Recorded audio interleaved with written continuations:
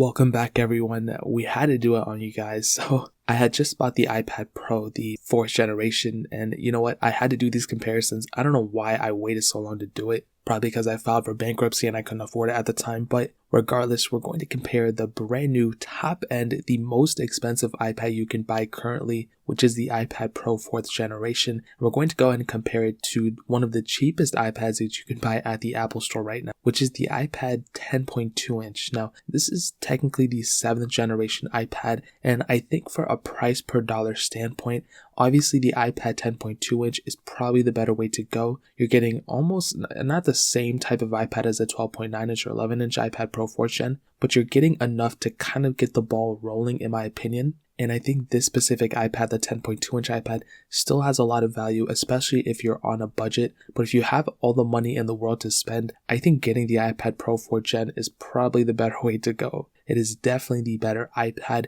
There are some, similarities between the two. They're both running iPadOS 13, and there's a lot of little things like that between both of them. Another thing, and this is huge, almost every single thing you could do on an iPad Pro 4th gen, you can kind of do on the iPad 10.2 inch as well. You know what I mean? It's just probably going to be slower. There's less RAM. It's not going to be as fast, all that stuff. But features wise, it can handle pretty much everything you throw at it, both of them. So if you have all the money in the world, get the iPad Pro 4th gen. If you are on a budget, getting the 10.2 inch iPad is the better way to go. And I'll find the cheapest ones of both of these, and I'll link them down in the description below that I'll find on Amazon, so you can get them from there and help support the channel at the same time. Now, looking on the front, I'll go ahead and start off with the iPad 10.2 inch. It has a 10.2 inch IPS panel on the front, hence why they call it a 10.2 inch iPad. It is a Retina display, and I don't think it's a bad display at all. It's 1620 by 2160, and it's not a bad display. I think it looks pretty decent. Obviously, it does have a lot of bezel around the display, but that's totally up to you and how you take it, whether you like it or not. Obviously, nobody really likes bezels, but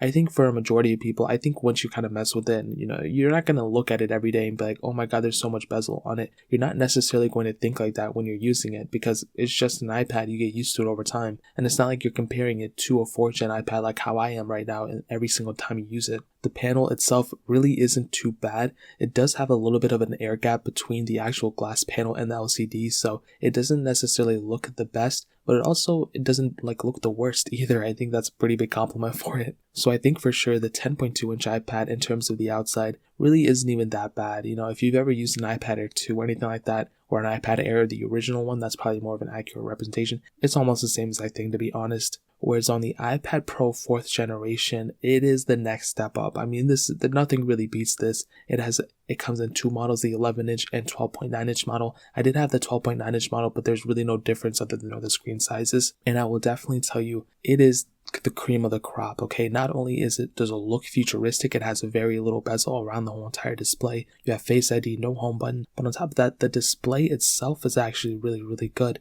The resolution of that panel is 2048 by 2732, and the smaller 11 inch model has a little bit of a lower resolution, but it's still a very good looking panel. So high resolution screen, it looks really good, and I think for almost every single person out there, they would probably end up picking up an iPad Pro 4th gen just because of the way it looks over the iPad 10.2 inch. And I don't want to rub it in the face or anything, but that's one of the biggest things, but that's also the premium that you're paying for when you go pick up the iPad Pro 4th gen. You're paying for that bigger panel, paying for that better panel, paying for the lower bezel around it too. So for sure, it's not like, they're the same price. The 10.2 inch iPad, I think, is probably, like I stated, the better value per dollar, but the screen on the 12.9 inch iPad is extremely good too. Now on the bottom, USB Type-C on the iPad Pro, Lightning port on the iPad 10.2 inch. On the back, single camera setup on the 10.2 inch iPad. And on the iPad Pro, I mean, it has like a triple camera setup, a dual camera setup, and then additional LiDAR sensor. Now it's totally up to you whether you're somebody who will use that LiDAR sensor on a daily basis.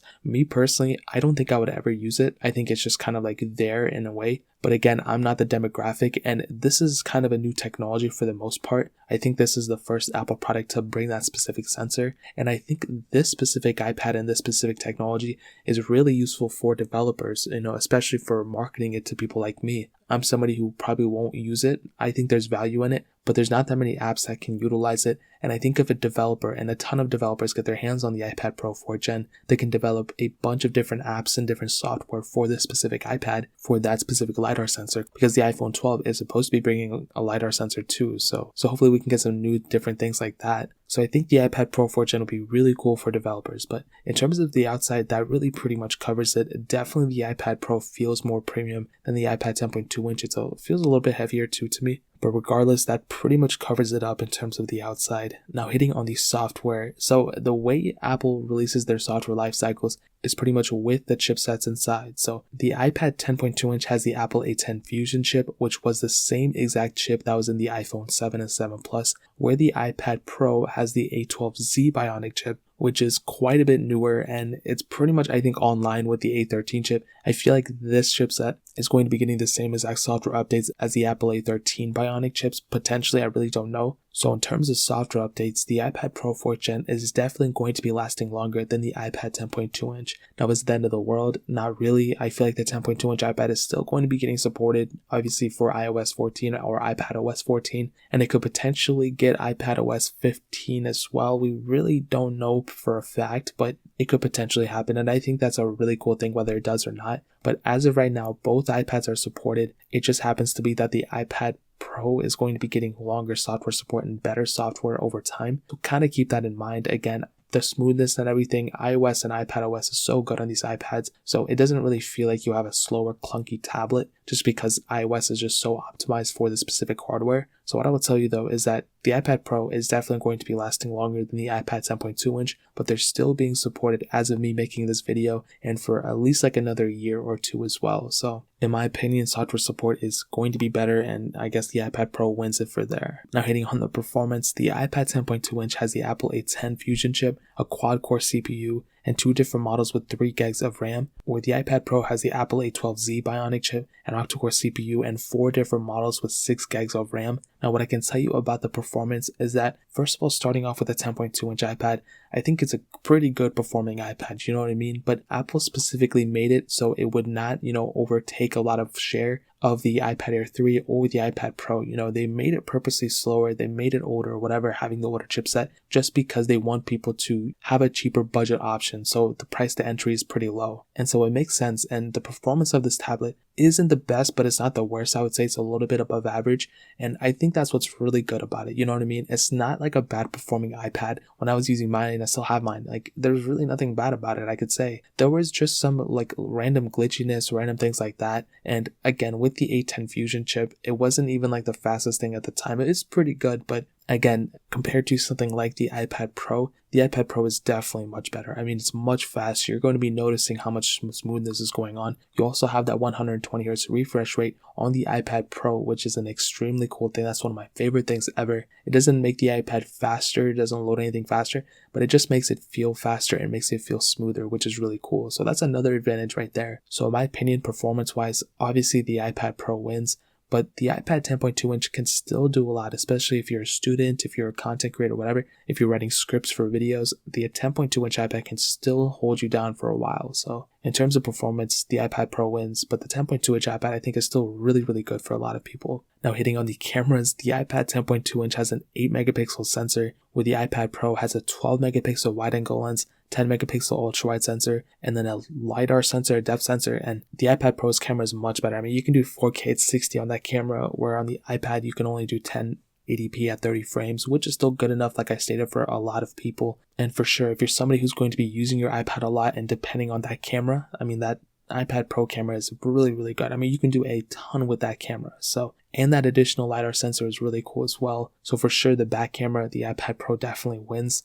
On the front, 7 megapixel sensor on the iPad Pro, 1.2 megapixel sensor on the iPad. And again, like I stated, iPad Pro definitely wins here. I mean, there's no competition really. Now ending off with the battery life, this is one advantage where the iPad, the 10.2 inch model, might actually end up winning. So the iPad Pro has a 9,720 mAh battery, where the iPad 10.2 inch has a 8,827 mAh battery. Now definitely between both of these, I'm not going to say one like overkills the other one, but what's really good about this iPad, the 10.2 inch one, is that it doesn't have that humongous screen like the iPad Pro has.